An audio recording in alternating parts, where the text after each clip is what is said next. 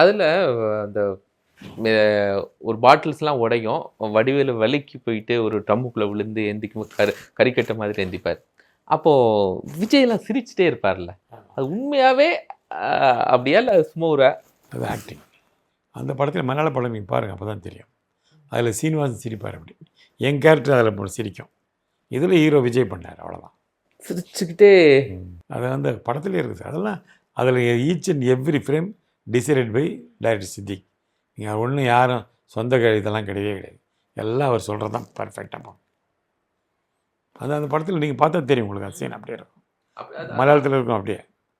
அதில் வந்து சீனிவாசன் கேரக்டர் சிரிக்கும், இதில் விஜய் கேரக்டர் சிரிக்குது, அவ்வளோதான் வித்தியாசம். ஏன் அப்படி மாற்றினாங்க அந்த அந்த இல்லை, அது அந்த இடத்துல விஜய் பண்ணால் நல்லா இருக்குன்னு ஃபீல் பண்ணார் டைரக்டர்.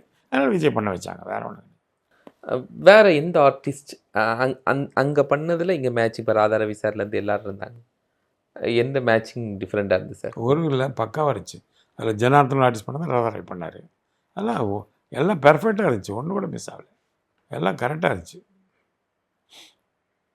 யார் ஒன்றுக்கு ஒன்று கம்மி, ஒன்றுக்கு ஒன்று ஜாஸ்தி கிடையாது. எல்லாம் பெர்ஃபெக்டாக செட் ஆச்சு. எல்லாம் படம் ஓடுமா? சார்லி சார், சார்லி அற்புதமாக பண்ணார்ல. அப்புறம் ரொம்ப அற்புதமாக பண்ணியிருப்பார் அந்த கேரக்டர். அவர் அடிபட்டு எழுந்தோடனே இது ஒய்ஃபா அப்படி மறந்துடுவார் இல்லை? உங்களுக்கு எப்படி சார் இருக்குது அந்த ஞாபகத்தை ஒரு 24 வருஷத்துக்கு அப்புறமா திரும்ப பார்க்குறதுக்கு? அந்த மாதிரியான சந்தோஷமாக இருக்குது.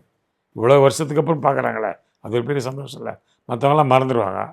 அது பார்க்குற அளவுக்கு அது ஒரு என்ன சொல்கிறது, எவர்கிரீன் காமெடி ஆகிடுச்சு இல்லை?